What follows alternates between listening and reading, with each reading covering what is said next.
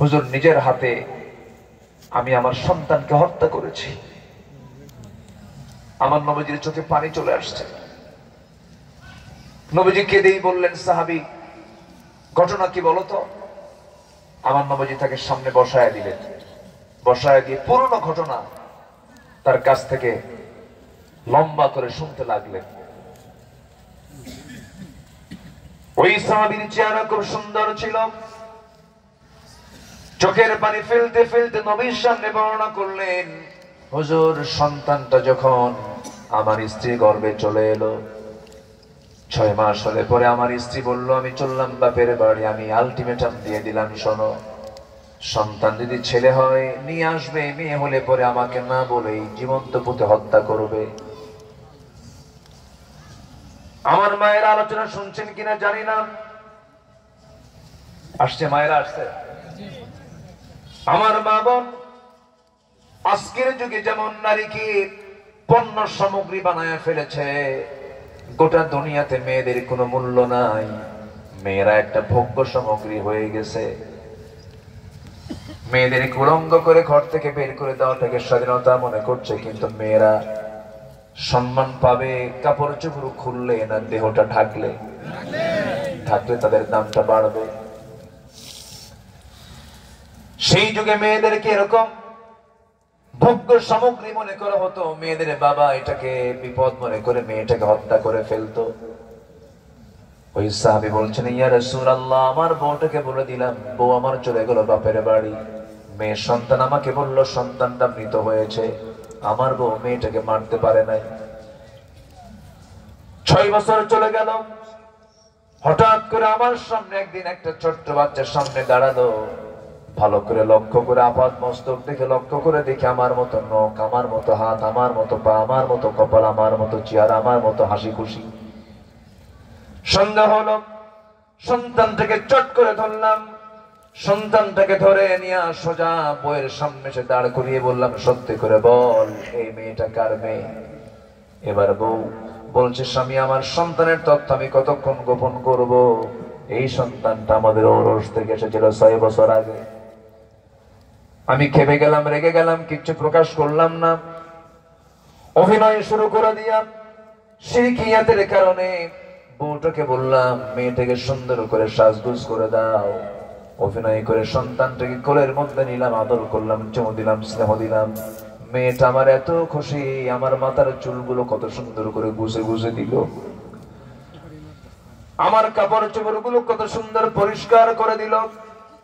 এরপরে আমি তাকে নিয়ে রওনা দিলাম নানির বাড়ির কথা বলে।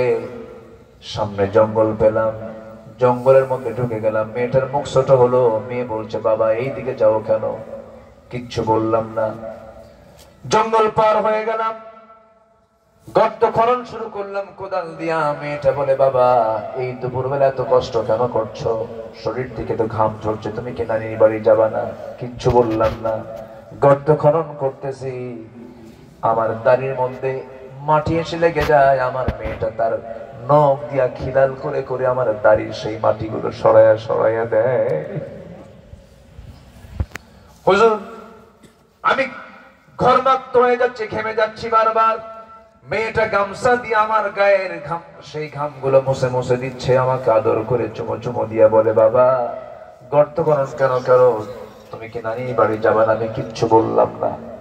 গর্ত খনন যখন শেষ হয়ে গেল, অভিনয় করে বললাম, মা দেখো তো গর্ত খনন কেমন হয়েছে। আমার মেয়েটা সরল মনে বিশ্বাস করে, মেয়েটা ছোট্ট মেয়ে, আমার 6 বছর বয়স। হুজুর আমার মেয়েটা যখন উঁকি মেরে গর্তের কাছে গিয়ে যখন উঁকি মেরে দেখতে লাগলো, আমি পিছন দিকে চলে আসলাম। পিছন থেকে এমন জোরে সজোরে ধাক্কা মারলাম, এক ধাক্কায় সন্তানটা গর্তের মধ্যে পড়ে গেল।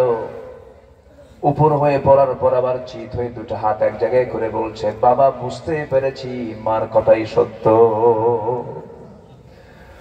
তুমি আমাকে আজকে মারার জন্য এই জায়গায় নিয়ে এসেছো। আমি জানি তুমি আজকে আমাকে মেরেই ফেলবে, বাঁচাবে না, কিন্তু বাবা একটু দয়া করে একটা বারের জন্য আমাকে প্রাণে বাঁচায়া দাও। এই চেহারা কোনোদিন তোমার সামনে আমি দেখাবো না, আমাকে ছেড়ে দাও। কিন্তু ব্যাপারটা হলো কি হুজুর, আমার শিরকিয়াতের কারণে আমার ভিতরে কোনো দরদ কাজ করলো না, সামাজিক কারণে দিলটা নরম হলো না, হাতের মধ্যে পাথর নিলাম, এত জোর আঘাত করলাম, এক আঘাতে ফিঙ্কি দিয়া বুকে রক্তগুলো ঝরতে লাগলো। মাটি চাপা দিয়া, বালু চাপা দিয়া নিজের হাতে নিজের মেয়েকে দুনিয়া থেকে বিদায় করে দিলাম। আমার নবীজি কথাগুলো শুনলেন।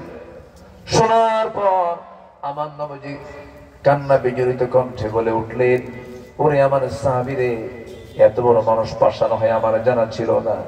তবে একটা কথা জেনে রেখে দিও, ইসলাম তেমন একটা বিধানের নাম, নতুন করে যে দিন গ্রহণ করে তার আগের সমস্ত গুনাহগুলো সব আল্লাহ পাক মাফ করে দেয়। আমার বন্ধুগণ, আমার ভাইরা, এই অসভ্য মানুষগুলোকে, বর্বর মানুষগুলোকে, এত পাষাণ হৃদয়ের মানুষগুলোকে একটা সুতার কাঠিতে আবদ্ধ করেছেন, আল্লাহওয়ালা বানিয়ে দিয়েছেন। এত ভালো মানুষের রূপ নিল অন্য কোন জাদু মন্ত্র দিয়ে নয়, একমাত্র কিসের কারণে? সেই কোরআনই তো আছে এখন, কিন্তু মানার মানুষ নাই।